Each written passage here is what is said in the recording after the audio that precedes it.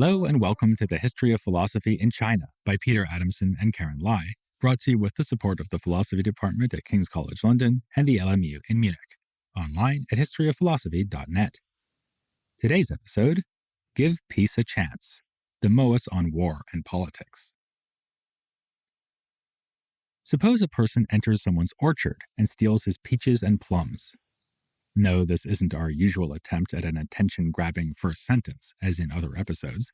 It's the Mohists' attempt at an attention-grabbing first sentence in a chapter on condemning aggression.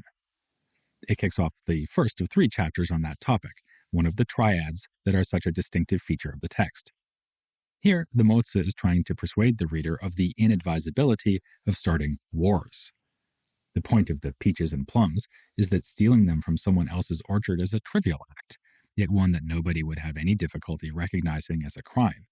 So too, we would all immediately see the theft of animals as unrighteous, and even more so, the killing of a person or of 10 people. How is it then that when rulers launch wars that lead to wholesale slaughter and misery, people fail to condemn this far greater crime? This, says the Mohists, would be like calling a small patch of black black, but a huge black surface white. It's as if the sheer scale of the wrongdoing makes it hard to recognize it as such. Our moral sense fails us when we move from the level of the individual to the level of statecraft. The same point is made nicely in the opening scene of Kagemusha, a film by the great Japanese director Akira Kurosawa. The action is set in motion when a common thief is discovered who's a dead ringer for a mighty warlord. When it's suggested that it could be useful to have him stand in for the warlord, the Lord sneers at the idea that a scoundrel like this could impersonate him. The thief boldly responds, "I'm just a petty thief. A man who has killed hundreds and robbed whole domains is hardly the one to call me a scoundrel." Like this lowly thief speaking truth to power, the Mohists wanted to bring the powerful men of their own day back to their moral senses. No less than the Confucians, they saw a strong continuity between ethics and politics. They believed that aggressive wars and the immiseration of whole populations are just larger and thus more heinous versions of everyday wrongdoing. Ethics and politics are intimately connected in another way, too, because for the Mohists, individual righteousness presupposes political righteousness. In a situation where the state is very badly run, there is such disorder that individuals are bound to make bad choices. And in a situation with no state at all, humans would live very much in the same way as birds and beasts. Following much the same line of thought pursued by European accounts of the state of nature, from the Epicureans down to Thomas Hobbes and beyond, the Mohists speculate that a universal ruler, the Son of Heaven, was originally appointed at some time in the distant past in order to prevent utter chaos. They do not suggest, like Hobbes, that there would have been a war of all against all in the state of nature. Rather, the Mohists describe a clash between different conceptions of righteousness. What one person deems good, the next person deems bad, and vice versa, leading to interminable conflict. The Mohists says, for one person there was one norm, for 10 people 10 norms, for 100 people 100 norms. The greater the number of people, the greater, too, the number of things they called righteous. This problem was resolved when political rule was established. The ruler enforced just one conception of righteousness and demanded that everyone abide by it. This may sound like a totalitarian conception of the ideal state. Not only will everyone have to obey, but everyone should even think the same way. But the Mohists were not envisioning that the people would be passive subjects of indoctrination, following their rulers blindly. Rather, they should be educated to embrace the ruler's account of righteousness. Nor would this just be any random conception of righteousness. Successful rule is not a matter of arbitrarily choosing one set of ideas about the good and enforcing it. It must have as its center the Mohist guiding principle of inclusive care. This principle is embraced even at the lowest level of society, among the so-called common people. They are to engage in what the Mohists calls identifying upward, taking their moral cues from their social superiors. This is the topic of one of the triads in the core text. In line management style, peasants identify with the values of the local village leaders, who look for guidance to regional governors, and so on all the way up to the overall ruler, the Son of Heaven. It doesn't stop there either, because the Son of Heaven should also identify upward, not with any human of higher rank, because there is none, but with heaven itself. This is a political expression of an idea we've dealt with in earlier episodes, that the ethic of inclusive care is ratified by the priorities of heaven, which we can discern from the way that the good are rewarded and the bad punished. Reward and punishment should also be meted out at the human level, of course, and the chapters on identifying upward explain how this should occur. Given the implicit trust that each group of people has towards their superiors, they will not hesitate to report to them whatever's been happening at the local level. Each village leader will thus learn all about the good and bad deeds done in the village, and then pass this information on to the governor, and so on up the chain all the way to the king. This is how order is maintained, through a system of efficient reporting that allows the Son of Heaven to know what is happening throughout the realm, as if he could see and hear everything himself. Again, this may sound unnervingly totalitarian. The notion that everyone should be reporting on their neighbors may remind us of communist states that tried to use the whole population as an extension of the secret police. But the Mohists believed that this well-ordered scheme would work only if the officials at each level are morally worthy. The village leader should be the best person in the village, the governor the best person in the region, and the Son of Heaven the best person in the whole world. This sounds not so much totalitarian as utopian, but we should not forget that for the Mohists, being morally outstanding is actually pretty easy. One just needs to remember the cardinal rule of inclusive care. The right officials will be those who are best at applying this rule consistently. This is also why people will not have to be forced to look to their superiors for guidance or to share information with them. They will do it gladly. From the bottom up, then, good politics means identifying upwards. From the top down, good politics means promoting the worthy, the topic of another triad of chapters in the Mozi. As so often, the sage kings are cited as examples to emulate. In the Warring States period, when Mohism was first conceived, officials were, according to the Mozi, being appointed on the basis of their wealth and social standing, or were related to some powerful people, or just because they were good-looking. The sage kings didn't care about any of that. They were just looking for virtue. In another sign that the Mozi's critique of aristocratic behavior comes from a lower social perspective, it is emphasized that virtue can be found anywhere. The sage king Shun, we are told, was a farmer, potter, and fisherman, but his great predecessor Yao noticed his virtue and elevated him to the highest seat of power. Thus, the principle of promoting the worthy also leads to social mobility. In the good old days under the sage kings, no official was permanently ennobled, while none of the people were forever lowly. The capable were elevated, the incapable were demoted. Having said that, once a virtuous person is chosen for office, it is crucial that they be equipped to play that role. They should receive high rank, a generous salary, and the authority to issue decrees. Without these three foundations, as the Mozi calls them, the worthy will not be accepted as legitimate superiors by the people. The first chapter in this triad concludes by simply underscoring the importance of the topic. Promoting the worthy is the foundation of government. By the time we get to the third chapter in the triad, this last sentence has been expanded to read, promoting the worthy is to the benefit of heaven, the ghosts, and the common people, and is the foundation of government affairs. Here we have an illuminating case of the process of revision and elaboration that is so characteristic of the Mozi. With the additional wording, the concept of promoting the worthy is placed within a broader consequentialist framework. The right actions are those that are beneficial, not just from the point of view of humans below, here on Earth, but also from the perspective of heaven above and of the ancestral spirits, or ghosts, who are said to be in the middle.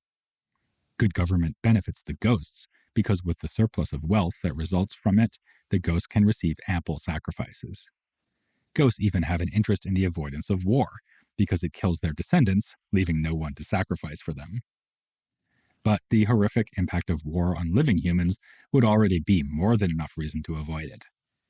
Remember the three kinds of benefit identified by the Mohists as most important: wealth, population growth, and order.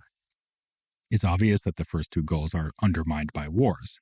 Armies are expensive to assemble and equip, and wars kill many people for the sake of conquering mostly empty land, which is a case of sacrificing something precious to acquire something comparatively worthless. That the Mozi emphasizes these costs of war surely has something to do with the time it was written. From the beginning of the Spring and Autumn period through to the Warring States period, some 170 states in China were reduced to a mere 7, and it doesn't take too much imagination to realize how much slaughter that must have entailed. Still, these were bold points to be making in a society that put such a high premium on martial prowess and linked political legitimacy to success on the battlefield. Evidently realizing this, the Mozi gives voice to a hypothetical opponent who defends the need and even desirability of wars. This opponent's perspective is not unlike that of the warlord in the first scene of that film by Kurosawa. When accused of being a scoundrel by the thief, he responds, "I am wicked, as you say. I am a scoundrel. I banished my father and killed my own son. I will do anything to rule this country. War is everywhere. Unless somebody unifies the nation and rules over us, we will see more rivers of blood and more mountains of the dead."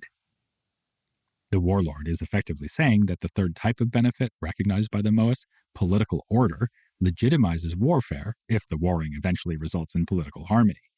It's worth sacrificing wealth and population in the short run to gain this other benefit over the longer run. The Mozi, of course, dismisses this argument. The best way to bring order is not through violence, but through outstanding virtue. If a truly worthy ruler came along, the whole world would voluntarily submit to him without delay and without putting up a fight. Even if one can pick out historical cases of war that did have beneficial political results, these are very much in the minority. This situation is analogous, as the Mozi, to a doctor offering a treatment that cures only 4 or 5 out of every 1,000 people. More awkward for the Mohists is the argument that their moral exemplars, the sage kings, sometimes fought wars. One response here could be, well, sure, but our current leaders are not sage kings, so they can't be trusted to launch wars that increase benefit. But even that response would concede that sometimes warfare may be a good idea after all. This would seem to lead in the direction of the position on war associated with the Confucians. We briefly touched on this when discussing Confucian political theory and when talking about Yang Tzu, whose refusal to engage in politics may have been a rebuke to the Confucian openness to political violence. They did approve of engaging in wars under certain circumstances and even of initiating them. In particular, they allowed what was called a punitive campaign, in which vicious rulers may be toppled by virtuous ones for the benefit of the people. Indeed, Mozi introduces as a kind of test for justly waged punitive campaigns that the people of the defeated state will welcome the new ruler, because they expect to be better off under his regime. Mozi does not, however, accept the waging of punitive wars between peers. It's one thing for the Son of Heaven to slap down an uppity and tyrannical governor. It's quite another for a small state to attack another small state. Mozi dismissively refers to this as one yen marching on another yen, this being the name of a minor power. He also rules out the sort of war that is waged simply to increase territory for its own sake. A benevolent man would not even take from one man to give to another, let alone seek territory at the cost of human lives. As it turns out, the Mohist view of aggressive warfare is surprisingly close to that of Mozi and other Confucians. Certainly their primary message on the subject is to give peace a chance. There's even a story about Mozi himself walking for 10 days to convince a king not to wage war. Yet the Mozi also admits that if peace doesn't work, then it might after all be necessary to take up the sword. Aggressive warfare may be permitted if there is overwhelmingly good reason to think that it would lead to an increase in general benefit. It would have been under such circumstances, and only such circumstances, that the sage kings chose the path of war. Thus, we can say that the Mohist view is not in fact pacifist, but something closer to a just war theory. To be more specific, and as we would expect, it is a consequentialist just war theory. Wars are almost always a bad idea, because the consequences are almost always bad. But on those few occasions when the consequences would be good, then it turns out to be a good idea. Indeed, we can say that on those occasions, war, violent though it may be, is an application of the principle of inclusive care. It may even be fair to say that Mohists and Confucians would rarely disagree about whether a given ruler was right to start a given war. And it would certainly be fair to say that both groups would have condemned most of the wars being waged in the all too aptly named Age of the Warring States. This is very like the conclusion we reached on the topic of filial piety. Both traditions would tell us that it is almost always right to devote oneself to one's family and friends, but in that case we saw that their similar prescriptions are grounded in very different philosophical principles, and so it is here. For the Confucians, warfare is fundamentally legitimated by the ruler's virtue. The reason a punitive campaign may be allowed or even encouraged is that the invading ruler is virtuous and has the right rank to depose a vicious ruler. The benefit of the people does come into it, but only insofar as it is better for the people to have the virtuous ruler. For the Mohists, by contrast, the permission to engage in aggressive warfare is given on the basis of a calculation of likely costs and benefits. Given the coffers of wealth that will be spent, the rivers of blood that will flow, and the mountains of dead that will pile up, the war had better produce extensive and dramatic benefits for the people.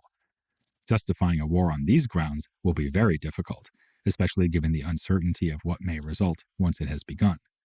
It would only be an option for a ruler of outstanding virtue who has managed to identify upward with heaven and its rule of inclusive care. Furthermore, the ruler would have to have overwhelmingly good prospects of success and an enemy who really deserves to be deposed because he's harming his own people. Given that these criteria could almost never be satisfied, one might easily suspect that the Mohists accept the possibility of just war only at the level of abstract principle. Perhaps they simply needed something to say when confronted with the unarguable historical fact that the Sage Kings did fight wars. In any real-life situation, the Mohists would tell the rulers of their own day not to choose war over other alternatives and to engage in military action only for the sake of self-defense. And on this point, the Mohists sang a different tune. They were so much in favor of military defense that they became experts in it.